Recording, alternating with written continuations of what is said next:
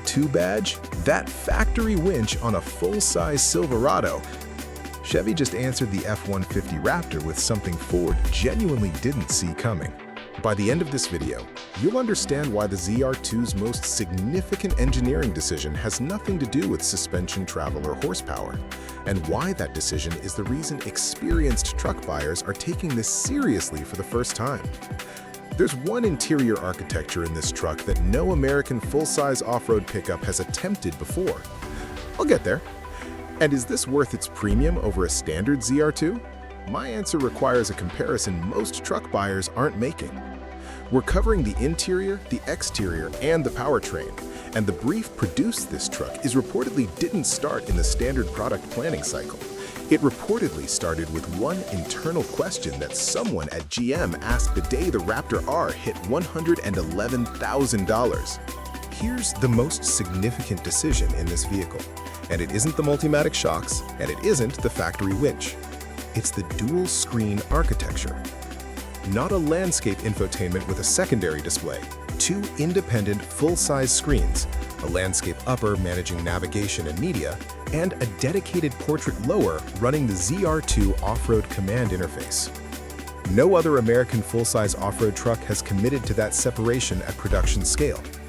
Integrating two screens with independent rendering pipelines in a vibration-intensive off-road environment is a harder engineering problem than it looks from the driver's seat. My opinion? This architecture tells you Chevy finally understood that off-road information and on-road information compete for the same visual real estate at the worst possible moment, when you actually need both. Speculative tech number 1, ZR2 terrain pre-mapping.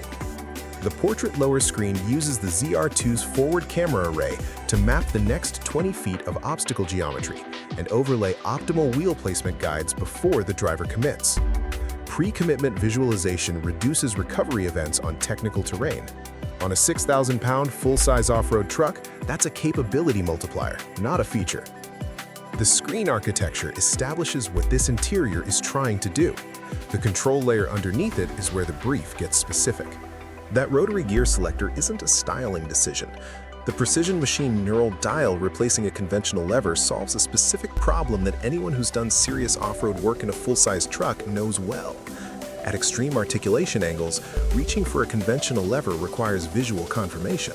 You look down at the wrong moment. The knurled rotary has distinct tactile stops for each position: park, reverse, neutral, drive, low, that confirm selection through touch without requiring eye travel. Aviation controls work on the same principle. In a working off-road environment, it's a meaningful safety improvement over what both the Raptor and TRX are still running. Speculative tech number 2, haptic gear confirmation system. Each rotary position reportedly delivers a distinct vibration pulse through the knurled housing: park, 2 short pulses; drive, a smooth, sustained pulse; low, 2 rising pulses. The engineering rationale?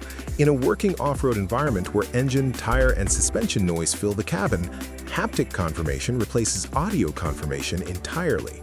For anyone who's ever accidentally found themselves in neutral on a steep descent, this directly addresses that failure mode. The perforated leather seating uses 2 materials for 2 different jobs.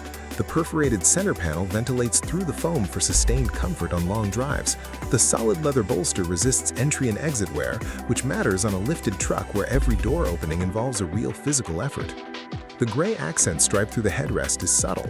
What it signals is that the ZR2 interior brief wasn't written by someone who confused off-road with utilitarian. Now, I want to be straightforward about this. The steering wheel control density is the one area that doesn't match the rest of the interior's discipline. Both control pods are heavily loaded, and anyone coming from a Ram TRX or a previous generation Silverado is going to spend their first 2 weeks learning which button does what. At this price point, that learning curve is a legitimate criticism. The interior builds a case the ZR2 has never made before. The backstory behind why Chevy built it this way reframes what you're about to see on the outside. Here's what I can tell you now. The brief that produced this truck reportedly originated from a single internal question asked the day the F-150 Raptor R launched at $111,000. What does a Silverado ZR2 look like if we stop apologizing for the interior? That question explains every surface in this cabin, and the powertrain section is where it pays off in full. Start at the front. Those angular LED headlights aren't styling. The DRL signature is shaped to communicate the ZR2's track width at night, which on a lifted full-size truck is a genuine safety consideration in tight off-road terrain. The black grille surround and bumper integration accommodate the factory winch mount points without requiring a secondary bumper replacement, which is how you know this was engineered as a production system, not a dealer-installed option. The front lower valance manages approach angle geometry at the factory lift height. At the rear, Chevrolet spelled out across the tailgate in raised lettering is a deliberate visual choice. On a vehicle at this specification level, that kind of brand confidence reads as earned. The full-width tail lamp running across the tailgate works at highway speed and in low-visibility off-road conditions simultaneously. The exterior makes a coherent argument. What's under the hood has to back it up. The ZR2 is expected to run the 6.2-liter Ecotec 3 V8, producing approximately 420 horsepower and 460 foot-pounds of torque, paired with the 10-speed automatic. Context: the F-150 Raptor produces 450 horsepower from its twin-turbo EcoBoost at approximately $78,000. The Raptor R produces 700 horsepower at $111,000. The ZR2 positions itself parallel to the standard Raptor on output, with a naturally aspirated torque curve that experienced V8 buyers will recognize as more tractable on technical terrain, linear in a way that boosted engines aren't at low throttle, which is where real off-road driving actually happens. For anyone who's driven a Raptor on a technical trail, the ZR2 will feel deliberately different, not because of peak numbers, but because of how the power arrives at 10 miles per hour over rocks and ruts. Speculative tech number 3, active differential thermal pre-management. The ZR2's differentials run significantly hotter during sustained high-speed desert running than standard cooling was designed to manage. The expected upgrade: thermal sensors in each differential housing feed preemptive cooling requests to the auxiliary transmission cooler before temperature thresholds are reached, rather than reacting after overheating begins. The distinction matters on sustained high-speed off-road runs where differential temperature compounds across minutes. It's the same engineering logic applied to high-performance brake cooling: prevent the thermal event rather than manage it after the fact. The powertrain case is made. Whether the price justifies the full package is where the ZR2 argument stands or falls. Here's what I actually think, and I'll be completely straight with you.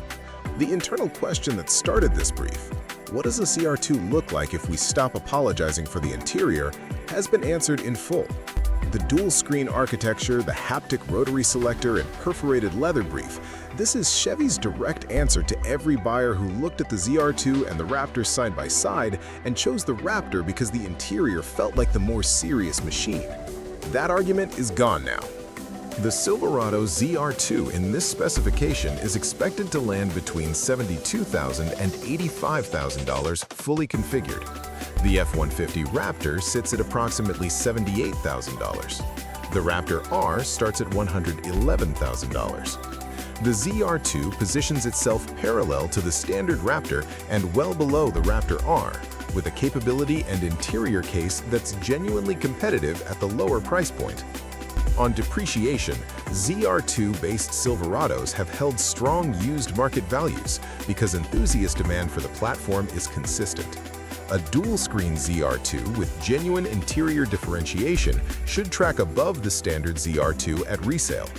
On maintenance, the naturally aspirated 6.2 Ecotec 3 carries standard GM service intervals at meaningfully lower out-of-warranty cost than either of the Raptor's turbocharged powertrains. But I want to be honest about the trade-offs. The Raptor R's 700 horsepower advantage is real, and on high-speed desert terrain where peak output matters, it's felt. If sustained high-speed desert running is your primary use case, that performance gap has a legitimate answer in the Raptor R's favor at $111,000. The steering wheel control learning curve is also real. Anyone cross-shopping from a Ram TRX or a previous Silverado generation will spend real time adapting. Now, the strengths. First, the dual-screen off-road architecture. If the ZR2 terrain pre-mapping system delivers as designed, it's the most significant driver information upgrade in the off-road full-size segment. You can't replicate it with an aftermarket screen kit. Second, interior material quality at this price point. Longtime Silverado owners are going to recognize the step change immediately, and they'll rightfully appreciate that Chevy stopped treating ZR2 interior buyers as an afterthought. Third, the naturally aspirated 6.2's real-world tractability on technical terrain. Peak horsepower is a marketing number.